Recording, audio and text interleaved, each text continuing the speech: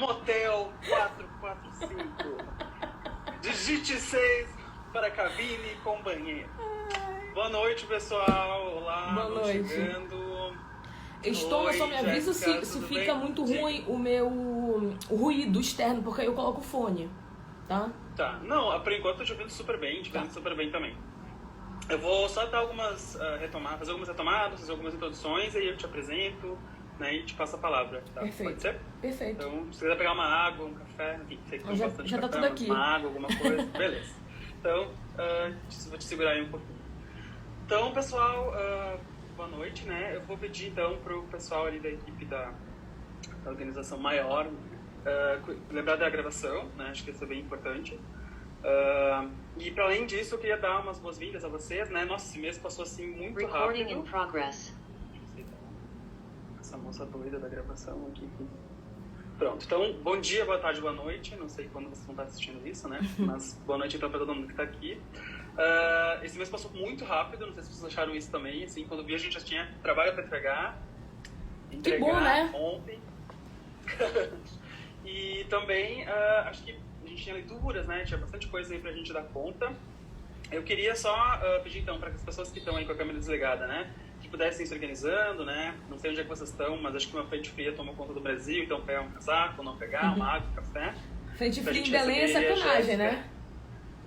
Ah, mas você tá aí com uma roupinha mais quentinha, né? Mas verdade. Eu vou pedir para vocês ligarem a câmera, né, pra gente receber bem a professora também, e deixarem o microfone desligado, né, e abrir na hora das perguntas. A gente vai ver como que ela vai querer se organizar, né. Queria dar alguns retornos antes de a gente começar, acho que são bem importantes, assim, né, e acho que o pessoal vai chegando também, daí às 18h10 que a gente geralmente começa, né. Perfeito. A ideia, então, eu não lembro se vocês viram, né, mas eu enviei um link para vocês no final, depois da aula, né, eu sempre vou enviar um resumo da disciplina, né, alguns pontos centrais, né, alguma coisa que a gente possa ter combinado, que o pessoal às vezes pode esquecer, enfim. E eu mandei um link de avaliação do módulo, né, anônimo, né.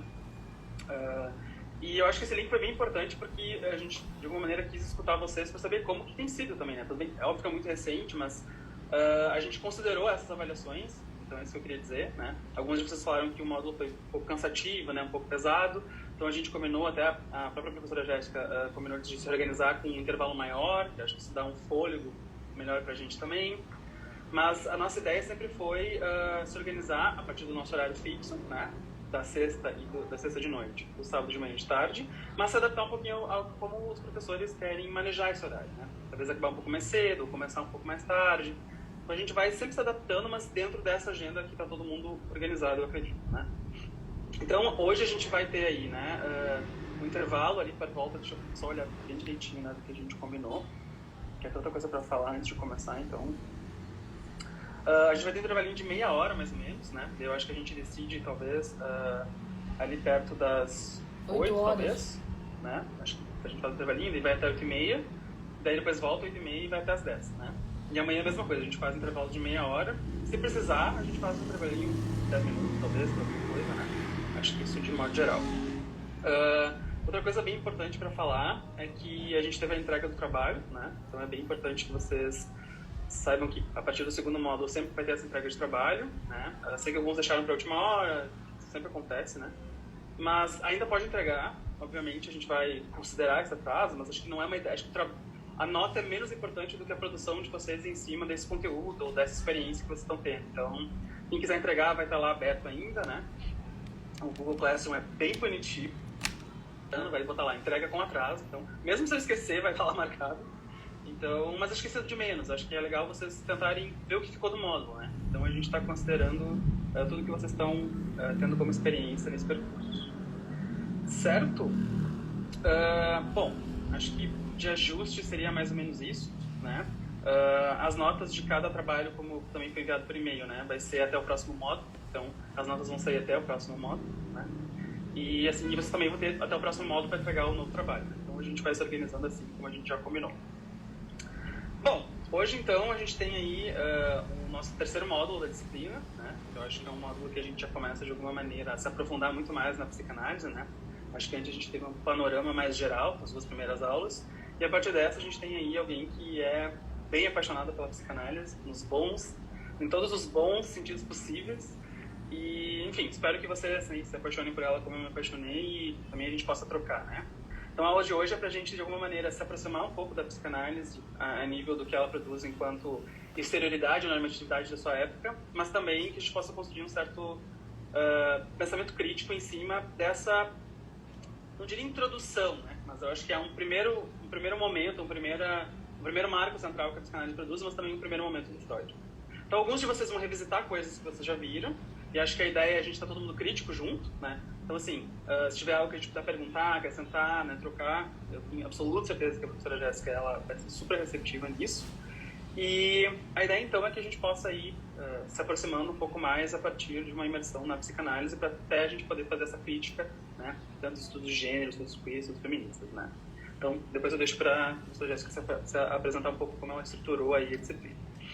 Uma coisa bem importante ela me passou um material de apoio, agora de tarde, e eu vou enviar ele para vocês agora, né?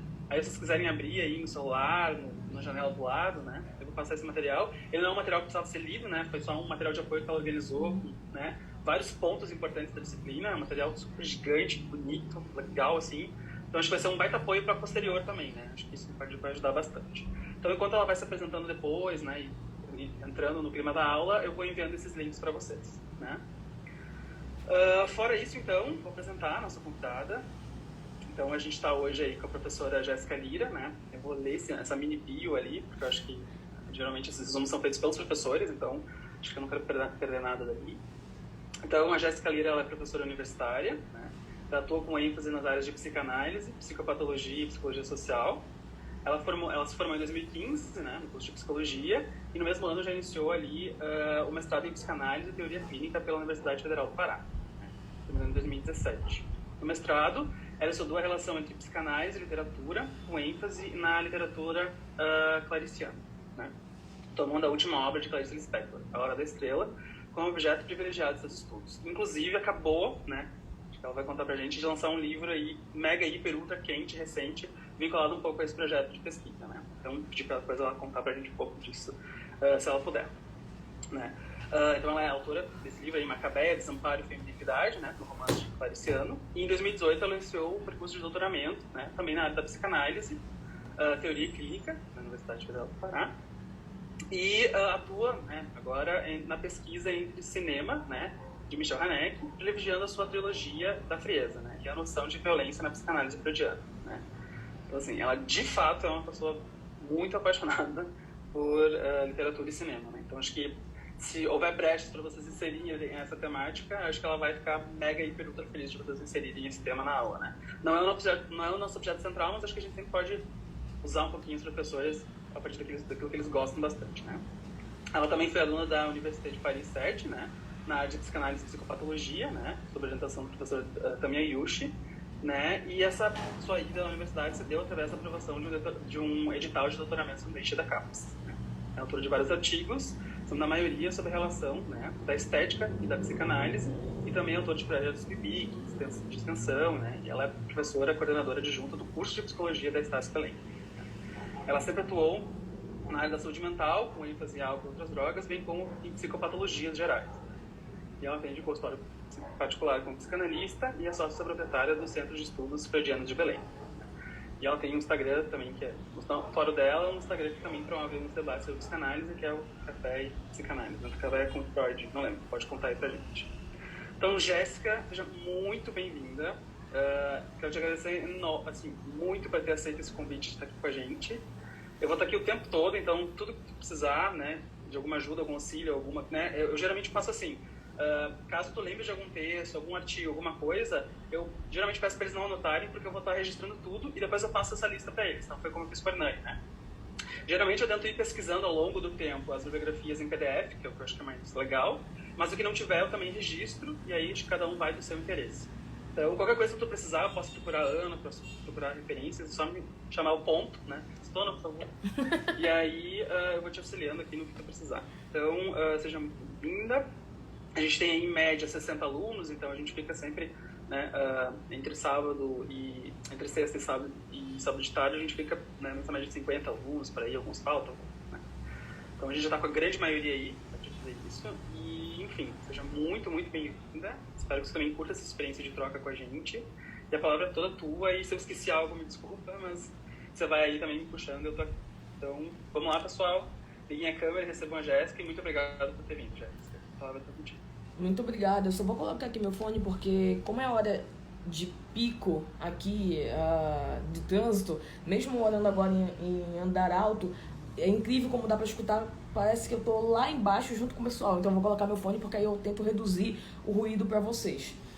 Muito obrigada. Eu queria primeiro agradecer o convite. É uma honra estar participando. Eu adoro essas discussões, sobretudo discussões acadêmicas que envolvam, enfim, a construção da psicanálise de modo geral.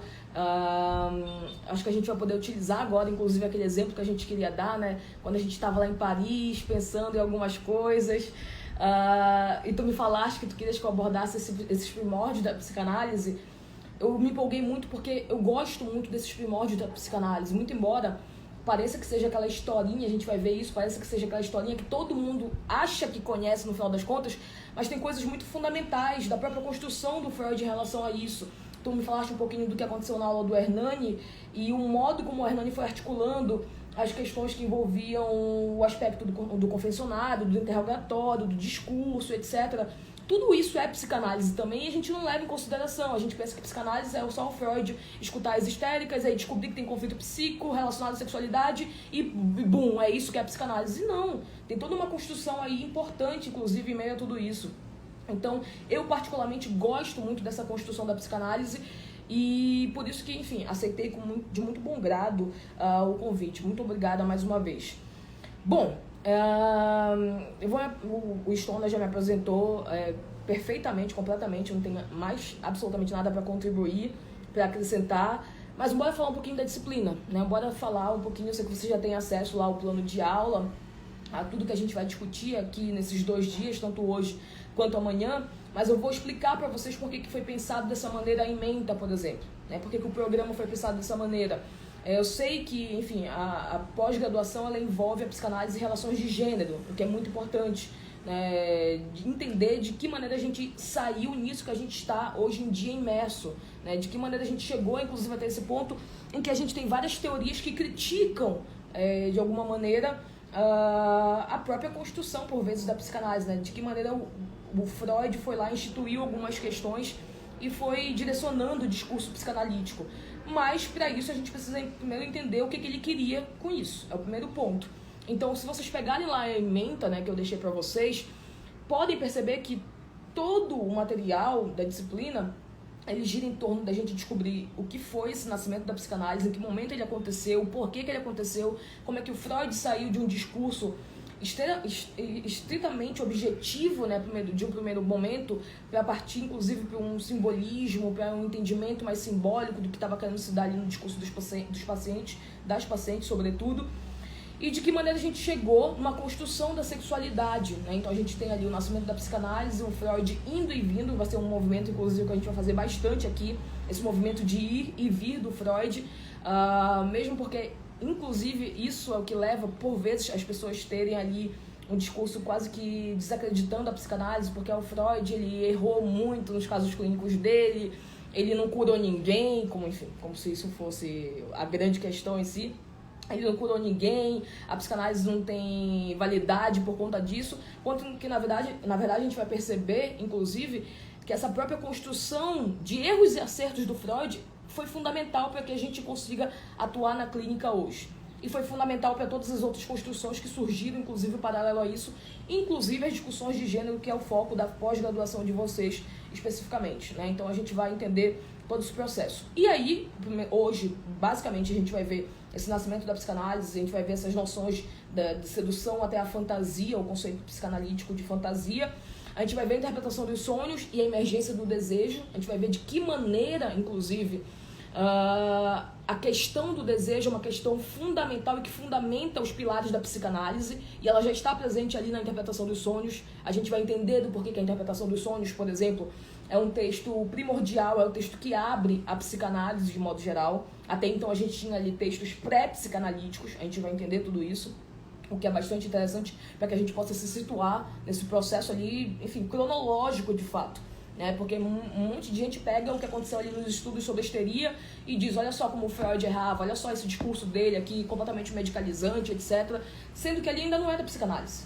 A psicanálise em si ainda não estava ali. A psicanálise ela é instaurada a partir, inclusive, de tudo que o Freud vai descobrir e publica dentro da interpretação dos sonhos. A gente vai entender isso. E amanhã a gente vai discutir os aspectos metapsicológicos mais objetivamente calcados, né? Então, os conceitos principais da metapsicologia freudiana na parte da manhã. Então, a gente vai discutir pulsão, recalque, inconsciente, narcisismo, sobretudo esses 4 pilares, né? A gente não vai entrar em luto e melancolia, mesmo porque não tem necessidade aqui nesse momento. E depois a gente vai ver no segundo momento, que será tarde, isso que o Stona estava falando ainda há pouco para vocês, né, que saiu inclusive nessa publicação agora, que é do meu livro. O livro está inclusive aqui, acho que dá para vocês verem. Então, no segundo capítulo do meu livro, é a discussão total, tanto que eu coloquei isso na apostila para vocês, é a discussão total do que a gente vai fazer à tarde, basicamente. O segundo capítulo inteiro do meu livro, né, eu fiz questão de tirar, inclusive, as principais partes lá para vocês, para que vocês já ficassem mais direcionados para a discussão. Todo o conteúdo que a gente vai discutir na parte da tarde, porque a gente vai entender de que maneira essa construção dessa noção de feminilidade na teoria freudiana, nesses primeiros momentos, elas são fundamentais para que a gente consiga alicerçar todas as discussões posteriormente, inclusive as discussões que vocês estão travando agora e a discussão que vocês travarão ao longo de toda a pós-graduação de vocês dessas relações de gênero, tá bom? Então, vocês precisam entender, ainda que critiquem, ainda que tenham ali a salvaguardar as suas proporções, ainda que não concordem, não estou pedindo isso. Né? Vocês não são obrigados, como os meus alunos da faculdade são obrigados a gostar do Freud. Vocês literalmente não são aqui. Mas vocês precisam pelo menos entender. Antes de criticar, antes de acreditar que ele falou tal coisa que por vezes ele nem falou diretamente. Né? Vocês precisam primeiro saber o que foi que aconteceu. Aí depois, se ainda assim quiserem ali colocar o Freud na fogueira, né? Diferentemente do que fizeram somente com os livros dele, se quiserem colocá-lo também, não tem problema nenhum. Mas o Stone, ele falou muito bem, né? Eu sou completamente apaixonada pelo Freud, sou mesmo. Eu acho que ele é o maior gênio que já pisou na face da Terra. E de fato. Sem a construção dele, a gente não estaria nem aqui. Então, vou com calma com o Freud. Porque, de fato, sem a construção dele, nós nem estaríamos aqui. Né? Então, isso também é importante. A gente ter essa benesse ali no olhar com determinados sujeitos, no final das contas, que ninguém é perfeito, né? Então ele teve ali as contribuições deles fundamentais, inclusive possibilitando que a própria construção do que a gente está fazendo hoje fosse realizada, tá? Bora lá, que a gente vai fazer. Eu sempre utilizo isso, por isso que eu mandei pro Stone a apostila, que é a maneira como eu gosto de trabalhar. Eu não suporto, eu não sei fazer, não fica bonito quando eu faço slide, nem nada do tipo. Então, como eu não sei mexer com isso, eu gosto simplesmente de contar uma história e a gente vai conversando em relação a isso.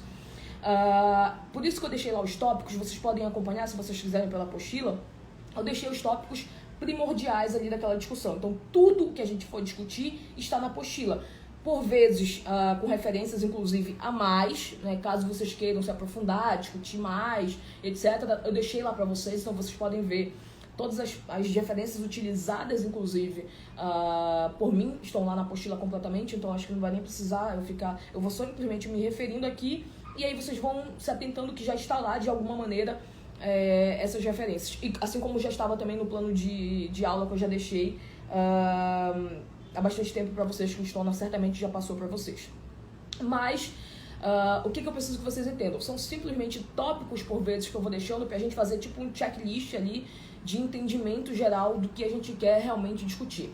Então, assim como a própria ementa, né, coloca ali pra gente, o que a gente vai discutir primordialmente é de que maneira iniciou-se esse discurso psicanalítico, né? Como é que o Freud sai da área médica, nos primórdios de tudo, para que ele possa ir escutar mulheres que estão em sofrimento psíquico agudo, né? Que ali naquele momento ainda eram mulheres, sobretudo, esses primeiros momentos, né? De que maneira isso aconteceu? Por que o Freud saiu do conforto da medicina? É que eu sempre falo, inclusive. Como é que esse cara maluco sai de um lugar cativo, né? Um lugar que ele teria grandíssimo ali sucesso, porque ele era um aluno muito bem requisitado pelos seus mestres. Isso é importante também dizer. Os mestres gostavam muito dele porque ele era um gênio, ele era um pequeno gênio ali criando as suas próprias questões, e ele tinha essa relação, né, de mestre e aluno muito bem estabelecida também com os professores dele. E eles sempre gostavam, né, que o Freud participasse, que o Freud contribuísse, desde que o Freud ficasse ali num lugar exato, que é o lugar da medicina, o que não era muito interessante para ele, porque o Freud nunca foi de se acostumar muito com as coisas e simplesmente funcionar de uma maneira já pré-determinada. Ele queria entender todo aquele processo ali que estava acontecendo e, por vezes, se ele não conseguia acessar alguma coisa, ele queria investigar o que de fato estava ali, que não estava pronto, né, produzido já, no final das contas, daquele conteúdo estabelecido. Então, o Freud é esse cara, acho que eu não preciso aqui fazer grandes caminhos aí pela biografia do Freud, acredito que a maioria de vocês, mas caso tenha alguma dúvida, fiquem super à vontade para perguntar.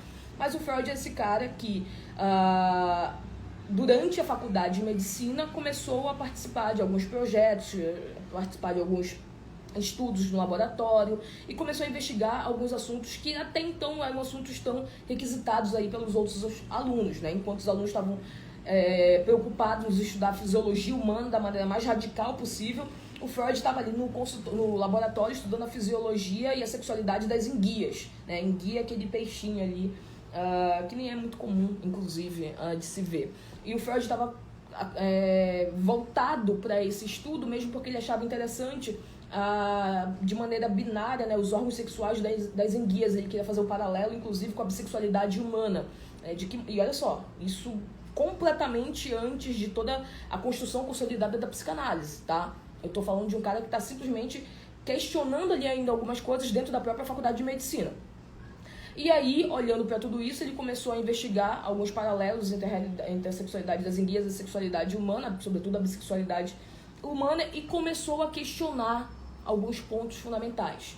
E nesse questionamento de alguns pontos fundamentais, o Freud pula uma etapa, né, burla, melhor dizendo, uma etapa que até então não poderia ser burlada. Então lembrem lá, eu sei que vocês já viram esse Hernani, mas só pra gente relembrar aqui, lembrem lá que a gente tinha lugares muito bem estabelecidos. Então o médico é o médico, o paciente é o paciente, e nada poderia romper e haver uma modificação dialética, inclusive, nessa relação.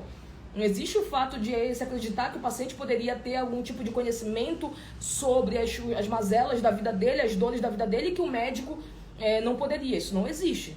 Isso é um princípio ético, inclusive, da própria psicanálise, na construção da psicanálise. Por que o Freud vai escutar as pacientes?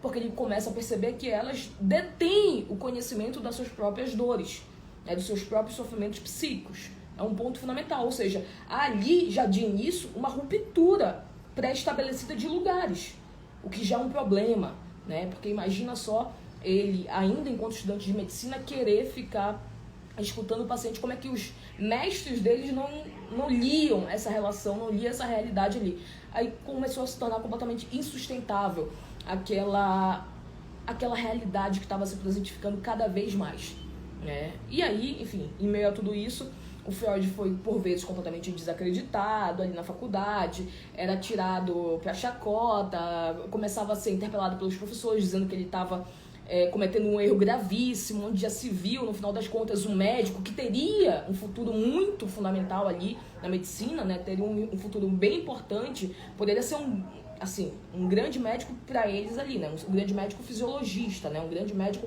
preocupado com o corpo humano, com a fisiologia humana. O Freud foi um grande médico na área dele.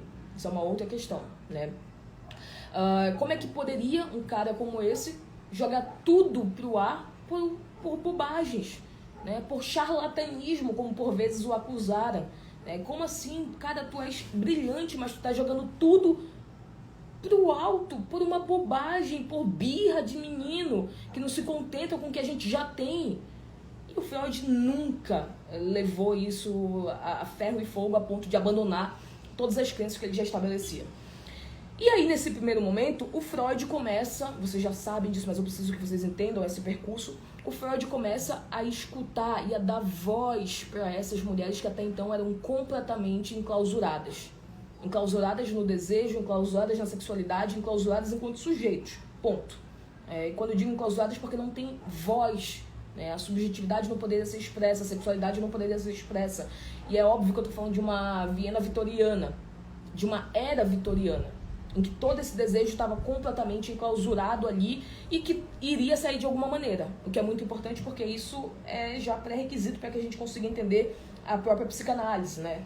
Por que a gente hoje tem questões por vezes e que aparentemente não envolvem absolutamente nada em relação à sexualidade, e quando você vai investigar, de fato, a sexualidade ela está sempre ali no horizonte daquelas mazelas que por vezes nós apresentamos ou que os outros apresentam, etc. Porque aquilo que não pode ser de maneira direta vivenciado será escoado de uma outra maneira. Então era isso que esses pacientes começavam a apresentar naquele momento, né? Aquela sexualidade reprimida, aquela sexualidade enclausurada, aquela sexualidade quase que renegada, né? Então você não pode. Lembrem lá dessas mulheres que o máximo que elas poderiam ter é um buraquinho no vestido para esperar o marido para cometer o coito ali. Elas não poderiam sentir prazer, elas tinham que ficar completamente emudecidas. Elas não poderiam absolutamente nada ali naquela realidade.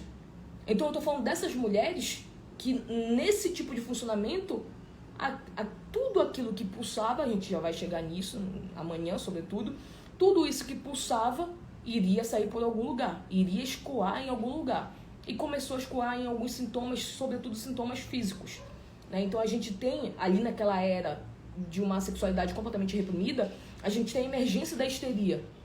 A gente tem a emergência dessa que ficou conhecida, inclusive, como uma doença quase que irremediável, que ninguém consegue entender. Alguns acreditavam, justamente por não entender ou não conseguir acessar, acreditavam que era simplesmente um falseamento completo daquelas mulheres essas que queriam fugir do seu dia a dia ali, né, como mãe, como esposa, enfim, como uma mulher completamente submetida à ordem da época, né? Então, como você não quer funcionar como você naturalmente deveria funcionar, né? Ou seja, como você não quer ser mulher, você não quer ser mãe, você não quer ser submissa a essa ordem estruturante, então você está fingindo aí todos os sintomas para poder fugir disso. Tanto que, na medida em que não ia se encontrando respostas fisiológicas para todos aqueles sintomas apresentados, isso ia se tornando cada vez mais um problema na medicina. Um problema a ponto de se renegar uma realidade óbvia ali. Que aquelas mulheres estavam completamente em sofrimento. E justamente por não saber como lidar com isso, o que eles fizeram? Silenciaram. Então, olha só, ou tu paras com a tua palhaçada, ou eu vou te enclausurar, ou eu vou te colocar de escanteio, ou eu vou te deixar numa masmorra, porque tu não tens absolutamente nada, tu não tens nenhum sintoma físico. Então, pode ir voltando a representar exatamente aquilo que tu deverias representar, ser a mulher bela, recatada e do lar. Ponto. Se tu não estás representando isso, então a gente vai ter que atuar contigo de outra maneira. E o Freud, né, rebelde como só ele poderia ser, não acreditou muito nesse discurso. E ele, eu tô falando de um cara que estava se formando ali naquele meio. Que, como eu disse pra vocês, era simplesmente ficar calado e ter um lugarzinho bem cativo no consultório, bem abarrotado de gente lá em Viena. Porque os professores iam começar a enviar. Oi, alguém quer perguntar? Não? Ah tá, acho que só ligaram. Porque os professores iam começar a enviar pacientes para ele. Então ele não tinha por que fazer isso, a não ser do desejo dele na criação de algo completamente novo e que depois ele intitulou de psicanálise. A não ser algo fundamental que ultrapassava, porque é isso que é o desejo, a gente vai ver. O desejo é aquilo que você não consegue remediar, o desejo é aquilo que você não consegue dar conta, é aquilo que te ultrapassa, é aquilo que mesmo racionalmente você querendo colocar para baixo, você querendo que ninguém enxergue, mas ele tá ali pulsando. E você não consegue suprimir isso. Eu estava discutindo isso esses dias agora, eu participei de uma live sobre psicopatia com uma bióloga e um advogado. E essa bióloga, ela falou uma coisa bem interessante, né? E olha que ela é uma bióloga, ela não é uma psicanalista, mas ela falou uma coisa interessante. Ela falou, Jéssica, como é que a gente consegue remediar o desejo humano? Não consegue. Essa que é a questão.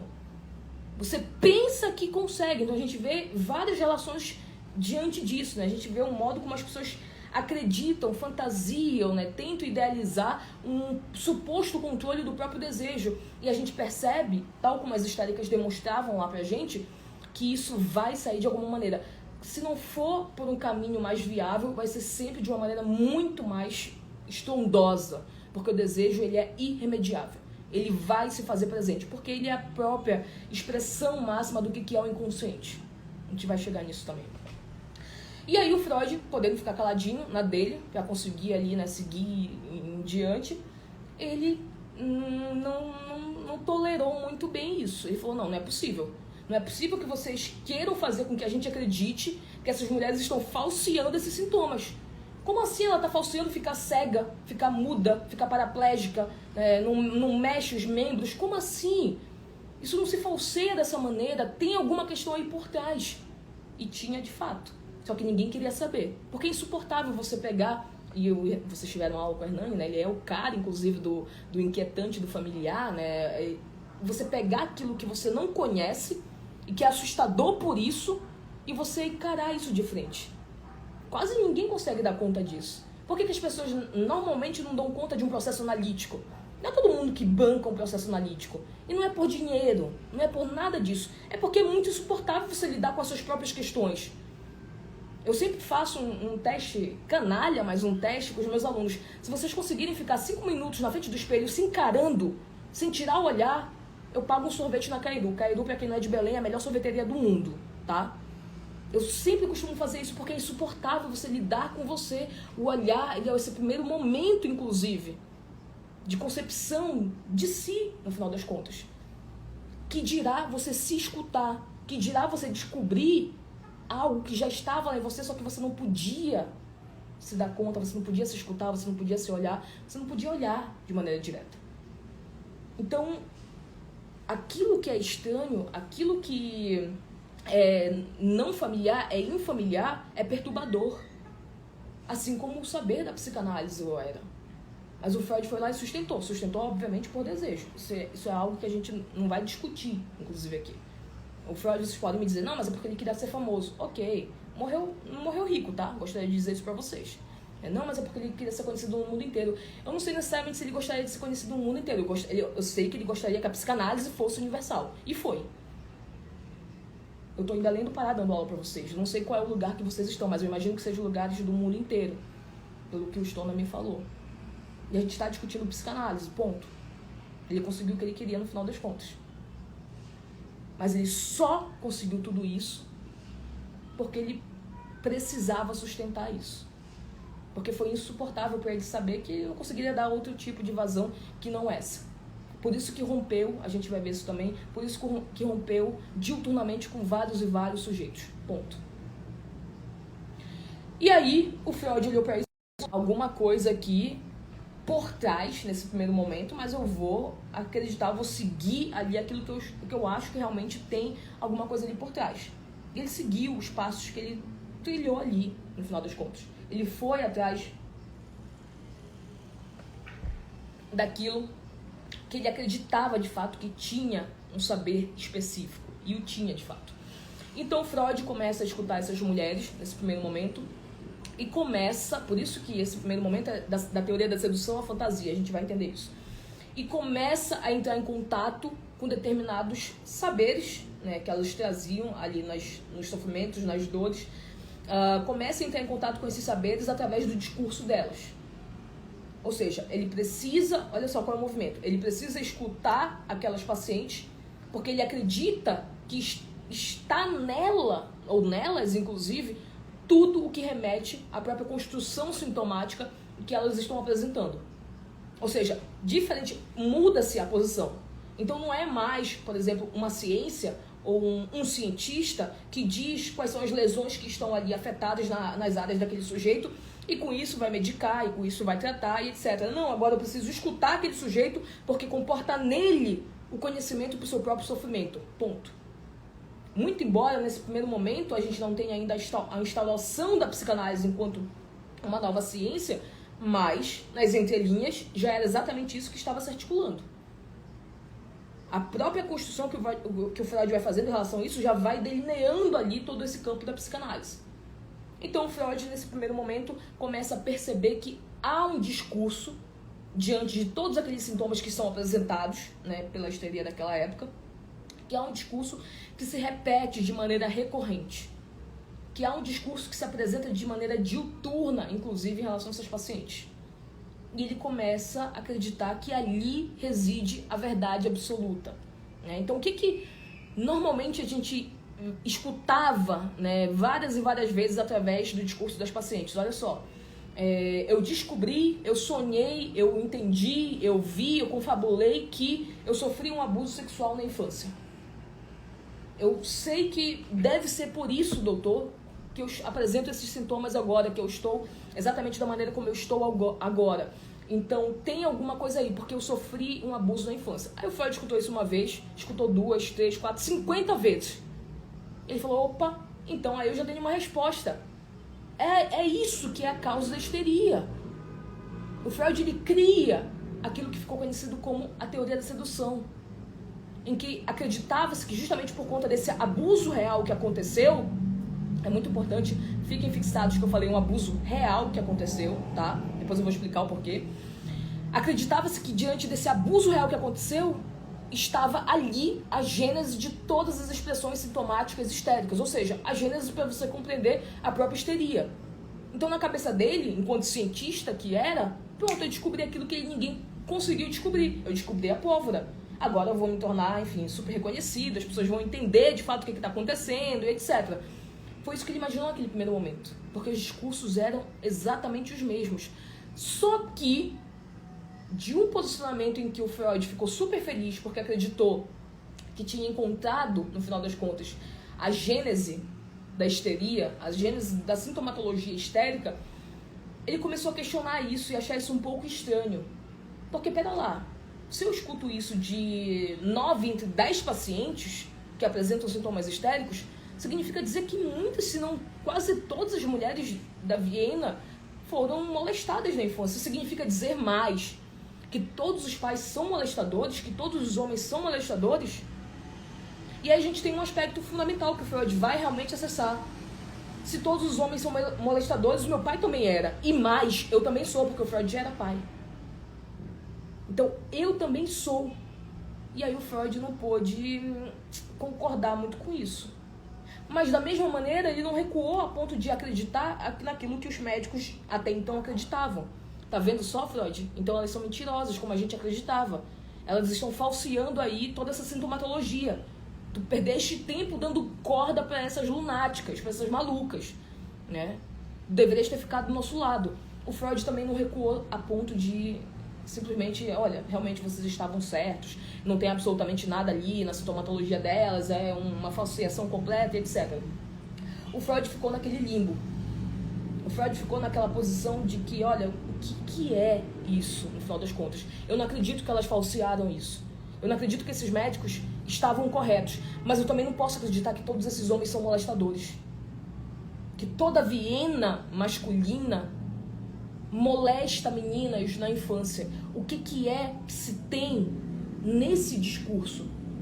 Como é que eu posso parar de acreditar que necessariamente a causalidade da histeria seria uma causalidade sexual real, de um abuso sexual real, decorrente de uma sedução que ela sofreu ali na infância por parte do progenitor dela? O que eu tenho que pensar? O que eu tenho que fazer em direção a isso? E aí a gente vai ter, por isso que é fundamental, e por isso que é nesse momento em que a psicanálise de fato, ainda que simbolicamente, ela é criada. Quando o Freud ele abandona, no ano de 1897, a teoria da sedução, ele cria simbolicamente a psicanálise. Ainda que, enfim, de maneira pragmática, ela tenha sido criada ali na publicação da Interpretação dos Sonhos. Mas nesse momento ele cria a psicanálise. Porque ele cria um conceito, ele tem uma noção, ele toma uma noção fundamental que se chama fantasia. É por isso que esse primeiro tópico é da sedução à fantasia.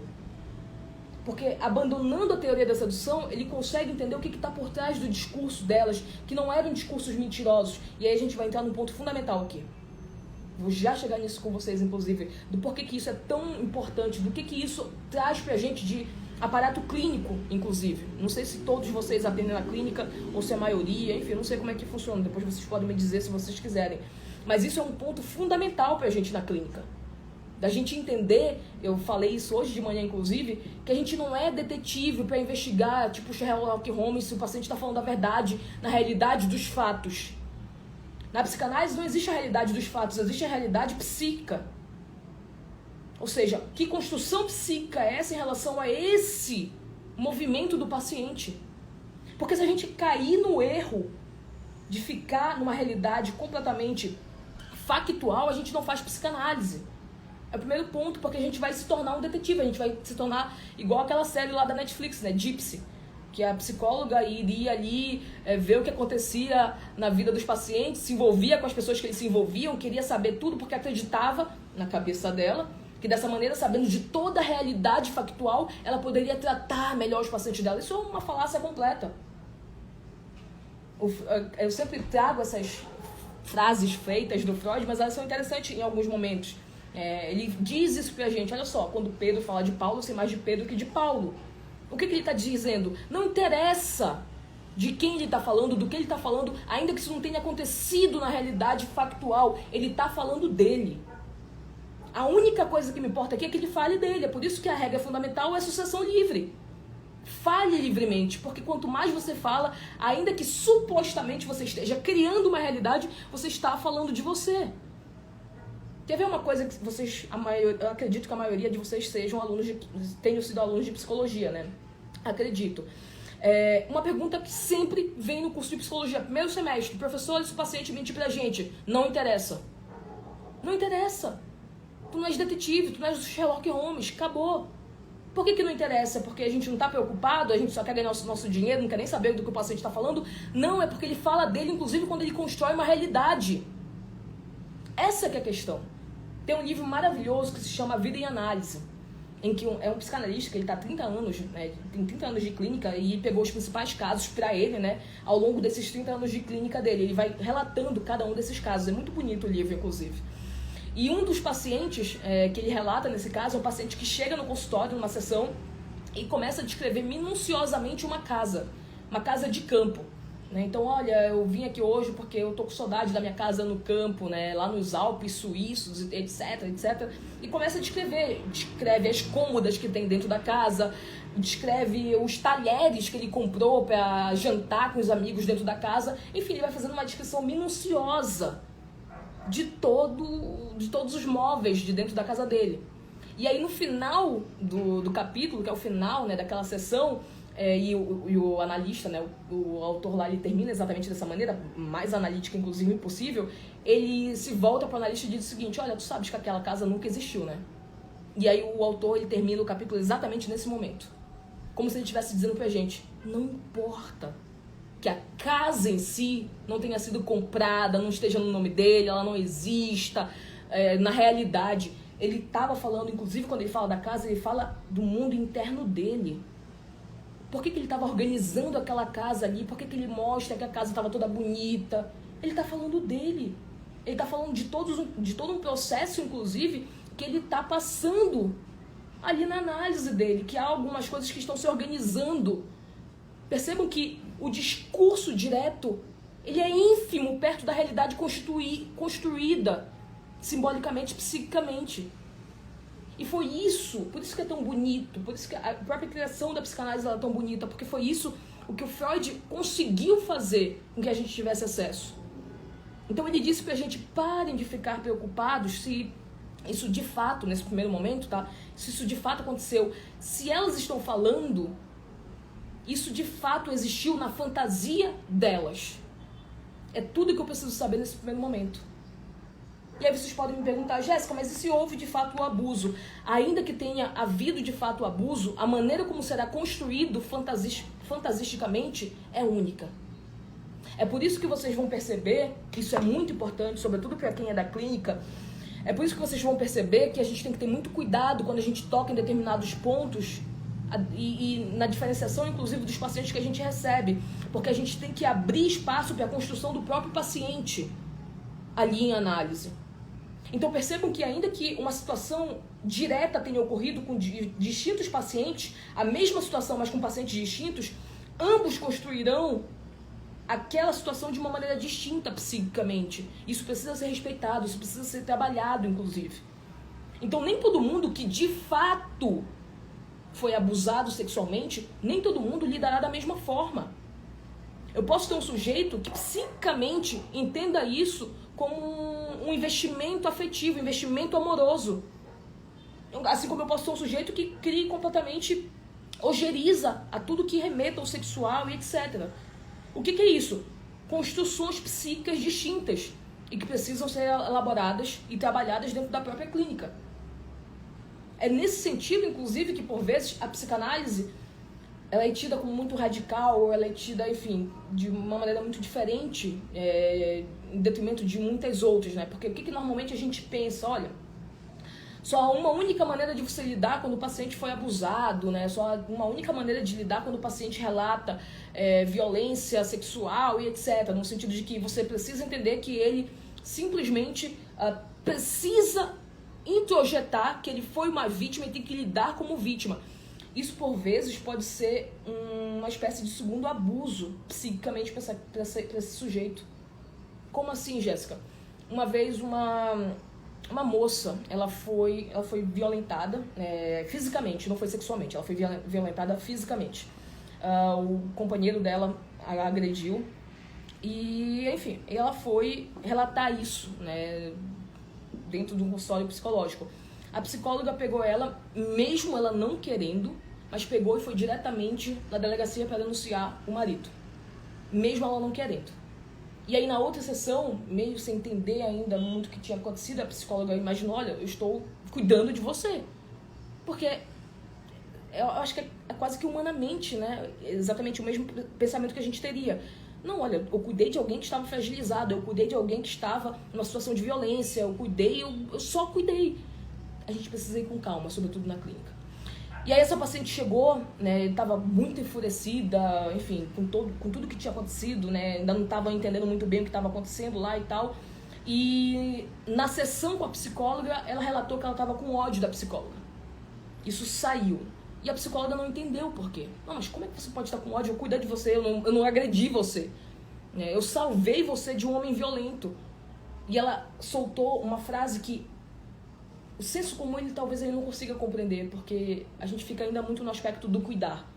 A gente não entende quais são os processos individuais ou os processos subjetivos de cada um. E ela disse o seguinte: não, você me violentou também, porque você passou por cima daquilo que eu desejava naquele momento. Eu não queria denunciar. E você me obrigou a denunciar. Por que a sua violência vale e a dele não? Isso é uma pergunta válida na clínica. Isso é uma pergunta muito importante na clínica. Eu não sei como é que essa psicóloga respondeu a isso. Eu não sei como eu responderia a isso. Porque essa paciente me deixaria de calças curtas. Porque é uma resposta que não se tem. Porque uma vale em detrimento da outra. Porque você também passou por cima daquilo que eu desejava. Ele passa por cima daquilo que eu desejo quando ele me agride. Mas você também passou. E aí vocês vão me dizer o que qualquer pessoa me diria no senso comum. Ah, mas uma estava protegendo, outra estava agredindo. E como foi que ela lidou com isso? É a única coisa que eu preciso saber. Um paciente na clínica, ele vai te procurar, não é porque ele quer que você o coloque no colo e resolva a vida por ele. Porque isso não vai adiantar de nada. Eu posso afirmar isso pra vocês. Porque o Freud, inclusive, tentou fazer isso. Não colocar no colo, mas resolver dando explicações diretas do que era o processo ali do sofrimento das pacientes. Isso não adianta de nada. É por isso que ele abandona, inclusive, a hipnose. Por que ele abandona a hipnose? Porque mesmo descobrindo, quando a paciente estava sob a hipnose, mesmo descobrindo supostamente o que tinha acontecido e relatando isso, não tinha efeito algum psiquicamente. Não ocorria elaboração psíquica. Então ele entendeu que mesmo você pegando, descrevendo e desenhando o que acontece e qual foi a gênese, né? Então olha só, tu funcionas assim porque, vamos lá, os lacanianos, né? Porque tu gozas com isso, enfim, mesmo tu fazendo isso, nada acontece de um ponto de vista de uma elaboração psíquica, absolutamente nada acontece. A gênese conflituosa, ela ri pra ti. Olha só, tu estás fazendo isso, sabe o que eu vou fazer? Eu vou criar um novo sintoma, porque é sintomático alguém se manter numa posição gozante como essa. E eu não posso acreditar que jogando um pilim-plim-pim ali com a minha varinha de condom mágico, eu conseguirei tirar aquele sujeito daquela posição. É por isso que a psicanálise ela é a arte da paciência, porque tem coisas que, pelo amor de Deus, estão ali na tua cara. E o paciente não consegue acessar. E não cabe a ti fazer com que ele acesse de maneira apressada tudo isso, porque talvez ele não tenha condições de lidar com tudo isso. E justamente por isso, ele se mantém nessa posição há muito tempo. Eu falo sempre uma coisa para os meus alunos e que é verdade. Vocês já pararam para pensar que aquele sujeito que vai te procurar com uma situação muito óbvia, por vezes, é como uma situação de agressão, uma situação óbvia no sentido de que ela não deveria ser agredida. Isso é óbvio. Mas será que uma situação tão óbvia como essa já não foi trabalhada de diversas formas ao longo de toda a vida dela, com todo mundo que está ao redor, no sentido de que deixa esse cara não presta, esse cara tem que ser preso, ele é um vagabundo, ele é não sei o quê. Será que ela já não escutou isso 50 milhões de vezes? E tu achas mesmo que ela vai te pagar pra tu falares mais uma vez aquilo que ela sempre escutou? Isso não tem lógica. Não é assim que funciona. É por isso que a gente não apressa esse processo, porque ele é dele. E nem todo mundo dá conta disso. Como diria minha supervisora de clínica, é uma empreitada muito grande, e é de fato. Não é todo mundo que sustenta isso, não.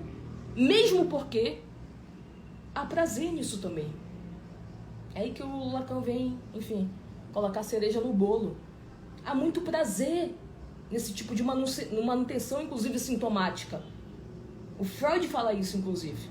Tu achas mesmo que aquele sintoma ali, que ele tá agarrado nele, que tá arraigado nele, que, enfim, ele tá gozando de muitas maneiras, inclusive com ele, que ele vai abrir mão de qualquer maneira pra ti? Tu tá de sacanagem, né? É óbvio que não. A gente precisa encontrar caminhos para conseguir acessar isso. E isso demanda tempo. Isso não é do dia pra noite, não é você fazendo alocações objetivas ali na vida dele, passando exercícios, enfim. O que quer que vocês queiram aí colocar, que isso será completamente modificado, porque as estruturas inconscientes, elas dominam essa área. São elas que mandam ali em todo aquele processo. E elas vão se presentificar de muitas maneiras. E aí o Freud vai perceber que na medida em que ele abandona isso, abandona essa noção de acreditar que necessariamente a única coisa que importava era esse entendimento objetivo de que houve um abuso sexual, ele consegue dar, inclusive, margem e espaço para que elas consigam falar sobre isso. Então ele não fez aquilo o que normalmente se faz, né? Que é confrontar, olha só, tu não foste abusada não, viu? Isso aí não aconteceu não, isso aí foi uma criação tua, não é bem isso. Não, a gente também não faz isso na clínica. Porque ela foi na cabeça dela, na maneira como ela construiu essa realidade. Ainda que essa realidade factual não tenha ocorrido, mas houve a construção. Se houve a construção, eu preciso que ele fale sobre isso. Eu preciso que ele consiga, inclusive, me levar nesse percurso que ele fez, para que ele consiga ter acesso do porquê que houve essa construção. E aí, nesse percurso que é feito, o Freud vai descobrindo, inclusive, questões fundamentais nessa relação, né? O Freud vai percebendo que houve alguma coisa ali e que foi entendido como um abuso porque houve uma super excitação, ainda que de maneira momentânea, ainda que naquele momento inicial, mas houve uma super excitação que aquele psiquismo não estava preparado para lidar. Então o Freud vai perceber que essa super excitação, ela foi fundamental para que pudesse ser construído todo o arcabouço ali psíquico daquela relação conflituosa sobre o suposto abuso sofrido. Então o que o Freud foi percebendo, inclusive em relação a tudo isso?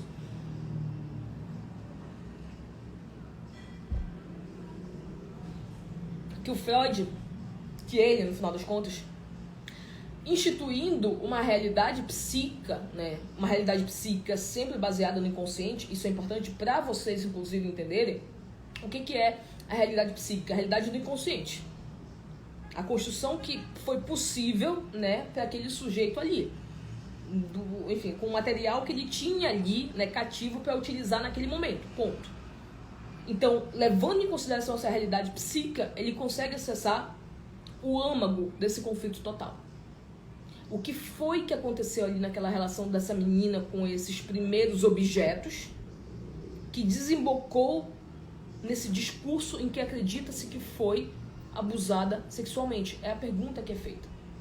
E aí o Freud vai responder de uma maneira bem tácita. Houve uma superexcitação, o que acontece com todas as crianças em algum momento, né? Tem essa passagem, inclusive, edipiana, ela é fundamental, porque é justamente nela em que se ocorre uma superexcitação e que psicicamente você não está respaldado para lidar. Você não tem condições ainda naquele momento para lidar com isso, porque é um super estímulo.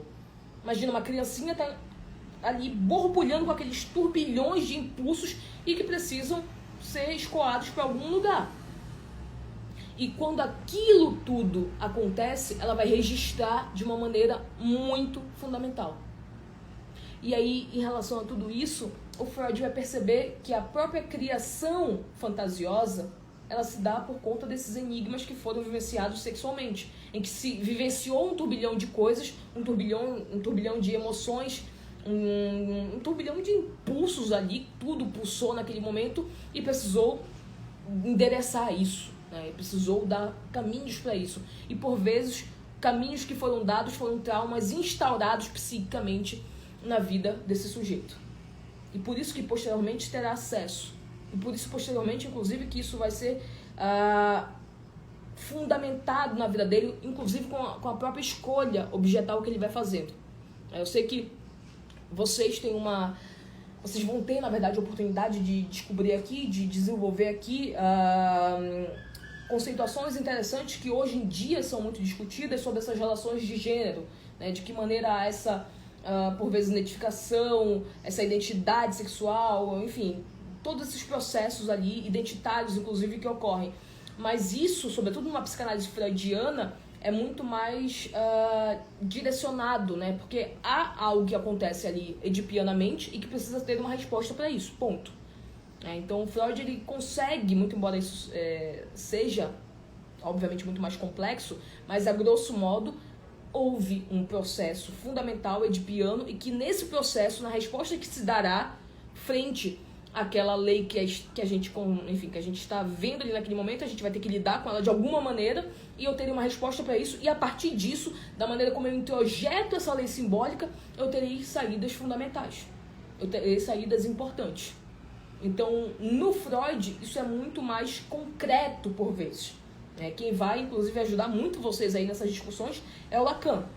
A própria construção lacaniana sobre sexualidade, ela é muito importante para que vocês consigam chegar em todas essas discussões que a gente tem hoje sobre as relações de gênero.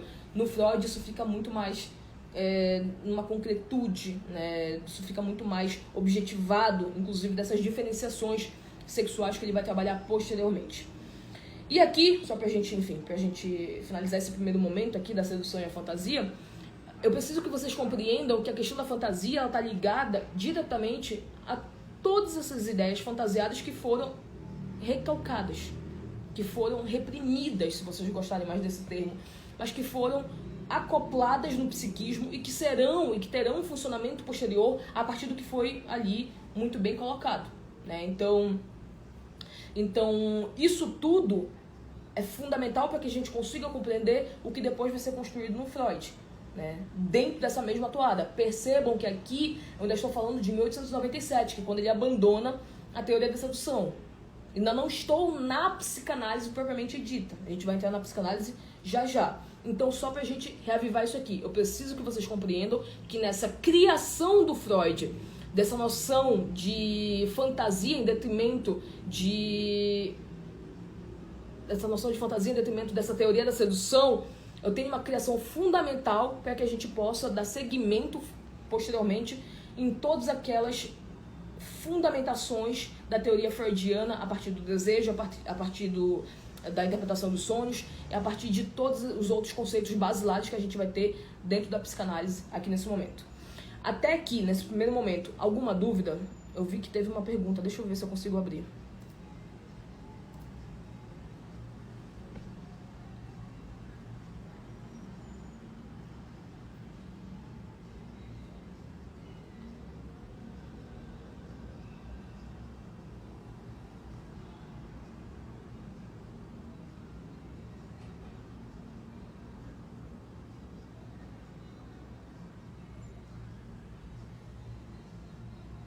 Deixa eu só ver essa pergunta aqui que fizeram, porque eu acho que diz respeito a esse conteúdo que a gente está discutindo agora. E como eu vou ver outro a partir de agora, eu vou primeiro responder essa, tá bom?